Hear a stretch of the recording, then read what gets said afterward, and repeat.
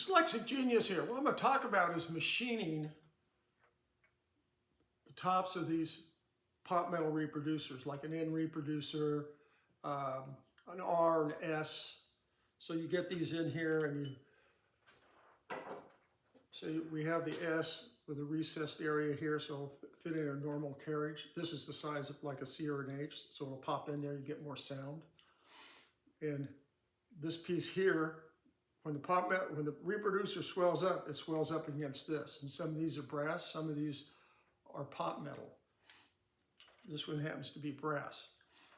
When you get them apart, you want to make sure that it fits this piece and this piece, the body and this bottom piece fit in here, and they're just a pinch loose because you have the screw holes to tighten them down in. It takes 3 screws.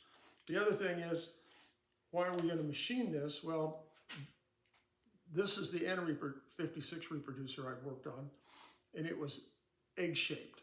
So we have a high area. So when you have the carriage, here's the carriage like on an Amberol 5, this will just slide in very easily. And in the video on the N56, it wouldn't go in because it was bulged out because it was pot metal. And how do you do that? It's very simple. You can do this on a 7x14 little lathe. I'm just happening to use this one. What you're going to do, you'll fire the lathe up and run the red layout die. You don't have to use power feed. And you'll come in and you just hit the tool post so it hits. Okay? So just come in.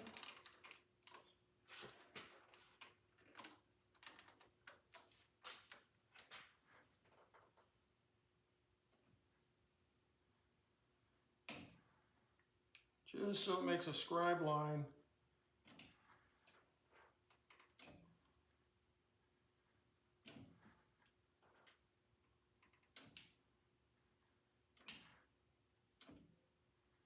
There we go.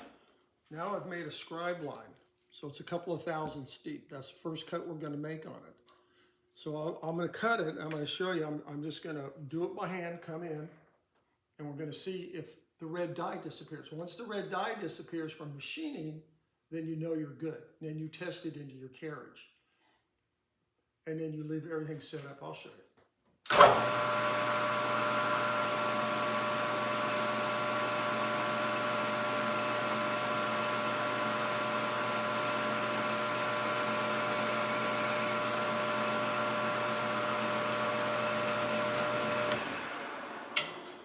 Now this one's good, so that's good. Do you think it's going to fit yet? Yeah, and then you'll take this out and fit. And then the other thing that happens is this lip right here, okay? This edge right here, when this piece right here swells up, so does this. And that'll cause it not to set down into your carriage. So all you need to do on that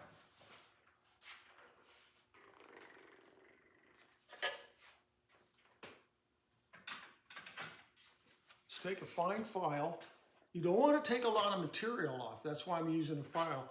And when the lathe's running, you'll just give it a little nick like that. I'll do one right now.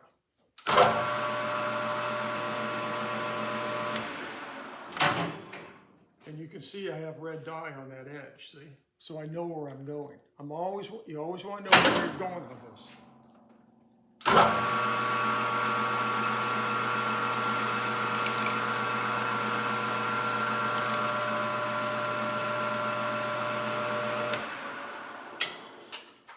Now you can come out, and this is cleaned up. Now you'll really set it into your carriage. You go, okay, that worked. So on Amberol 5s and 6s and stuff, you now know that this is perfectly straight and round because we've machined that off. You'll flip it around.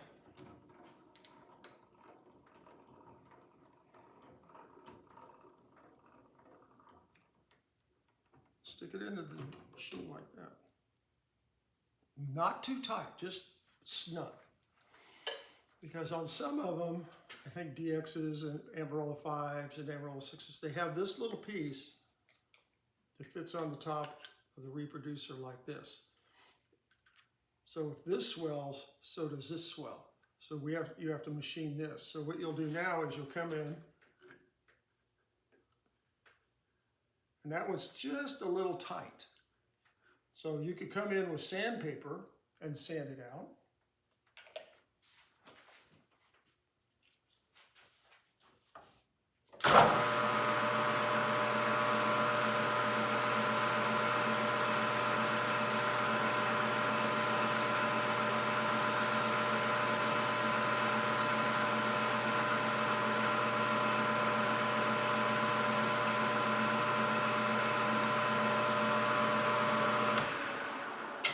So I gave a little chamfer to that, and you go, oh, now that's good.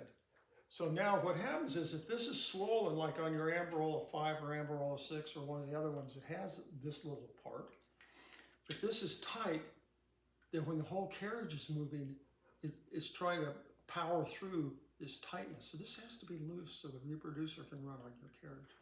And this is how you machine one of these. Also, if you have a pot metal one, then you'll have to come in on this piece